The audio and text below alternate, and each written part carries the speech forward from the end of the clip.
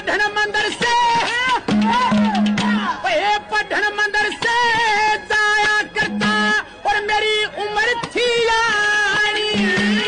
मुंशी जी ने डंडा मारा, आजा